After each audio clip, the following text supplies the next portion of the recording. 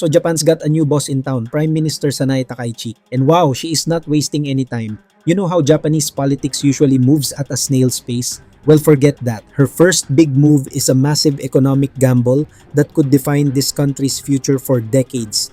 They call her the Iron Lady for a reason, and she is coming out swinging. And get this, we are talking about a staggering amount of cash, 21.3 trillion yen. That's about 135 billion US dollars in brand new spending. To put that in perspective, that's bigger than the entire GDP of some countries. Just imagine the sheer scale of that cash bomb dropping into the economy all at once. It's not just a stimulus, it's a financial bazooka. So that leads us to the big question we're unpacking today. Is this huge cash injection the lifeline Japan's struggling economy desperately needs? Or is it just a super dangerous gamble with the entire nation's future? Are we priming the pump for a golden age? Or are we just printing money to paper over the cracks of a crumbling system? Here's how we're gonna break it down. First, the perfect storm that caused this mess, why your grocery bill is exploding. Then we'll look at the stimulus package itself, the high-tech bet on chips, and pay attention here, the massive, and I mean massive, catch for us foreigners. First things first, you gotta understand the pressure cooker Japan is in right now. The economy is facing what you can only call a perfect storm. It's not just one thing going wrong, it's everything hitting at once. Right at the heart of it, the plummeting yen. It hit its weakest point in 10 months. And since Japan imports almost all its energy and food, I'm talking about the gas for your heater, the cheese for your pizza, the wheat for your bread, when the yen is weak, everything gets more expensive for regular folks like us. It's a vicious cycle of imported inflation. And this is where it gets real. We're not just talking numbers, we're talking about rice. Prices surged 40% to nearly 90% in some areas. You've seen the empty shelves, right? The Reiwa rice riots. In a country used to deflation, a shock like that to a staple food is politically toxic. When people can't afford gohan, the government has to panic.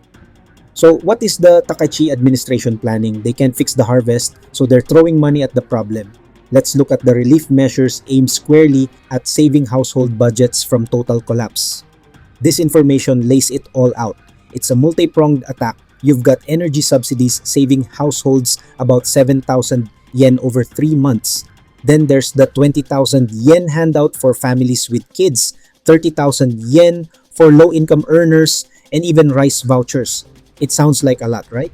But, and there is always a but with these things, these energy subsidies are just a temporary shield for the winter. They run from January to March. Come April 2026, that shield vanishes. Households are staring at a financial cliff edge right when spring hits. Enjoy the discount while it lasts because the full bill is coming back. Now, this package isn't just about short-term fixes. If it was just handouts, the markets would riot. The government is branding a huge chunk of this as wise spending, a long-term bet on Japan's industrial future to try and grow their way out of debt. Specifically, they are dumping 100 billion yen straight into Rapidus, their job to build cutting-edge 2-nanometer semiconductors in Hokkaido. They want to turn Hokkaido into the new Silicon Island. It's a massive play to get Japan back on top of the tech game after losing out to Taiwan and Korea for decades. And that's just one piece of the puzzle. There's a mind-blowing 10 trillion yen strategic fund for AI and other key tech. They are trying to future-proof the entire economy. Prime Minister Takaichi is basically betting the house that Japan can invent the next big thing in AI. This is actually a national security play too. With tensions rising with China, Japan wants to make its own chips. By building this stuff at home, Japan becomes more resilient and less dependent on shaky foreign supply chains. It's not just economics, it's survival.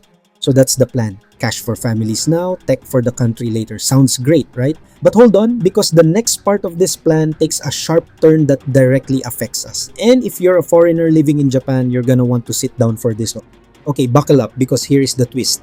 While the government is giving out subsidies with one hand, they are planning to take it back from the nearly 4 million foreign residents here with the other. We are basically becoming the piggy bank for this new multicultural society. Their plan, drastically hike the fees for routine immigration stuff. We're talking about visa extensions, permanent residency applications, the stuff we need just to legally exist here. And they say the money is for improving services. And get this, funding deportation flights. Yeah, we're paying for that. Immigration visa fee hikes. Visa extension 6,000 yen, 30,000 to 40,000 yen, 5 times to 7 times. Permanent residence 8,000 yen. Greater than 100,000 yen, greater than 12 times. Now, the only good news is this isn't happening tomorrow. There's a 1981 law capping these fees that they have to change first. So we're likely looking at a 2026 rollout, but make no mistake, the bill is coming and you need to start saving now. So moving on, how did the financial markets react to all this spending and fee hiking? Did they cheer for Prime Minister Takaichi's bold vision? Well, let's just say they were not impressed. In fact, they pretty much panicked. Bond yields spiked. That is basically the market giving a massive thumbs down. When investors see this kind of reckless spending, they get nervous about Japan ever paying it back, and they demand higher interest rates. It's like your credit card company jacking up your rate because you went on a shopping spree. The analysts are calling it a major global stress point. The so-called bond vigilantes, investors who punish governments for bad math, are officially back in town. And they are selling Japanese debt like it's radioactive. There is a total disconnect here. Prime Minister Takaichi sees a virtuous cycle of growth and redistribution. The market, they just see expansionary policy without responsibility.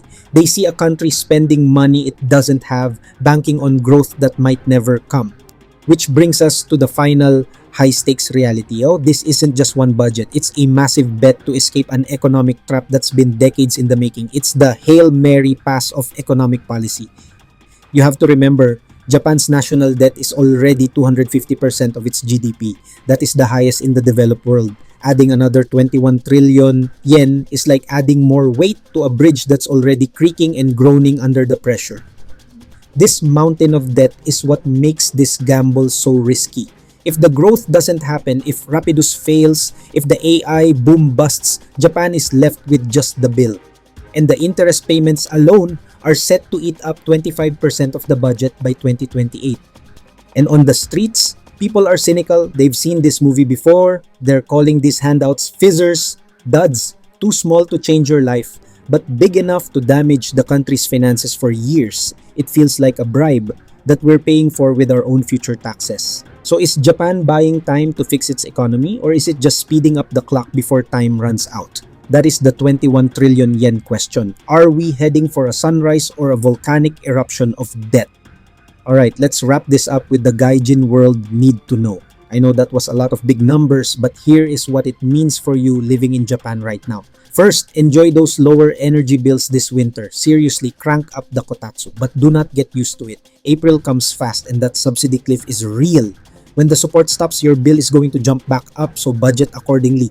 Don't spend that extra cash on beer. Second, start that visa fund right now. I'm serious. If you have a renewal coming up in 2026 or later, put aside an extra 30,000 to 40,000 yen per person. Don't let that bill shock you at the Immigration Bureau. You don't want to be scrambling for cash at the renewal counter.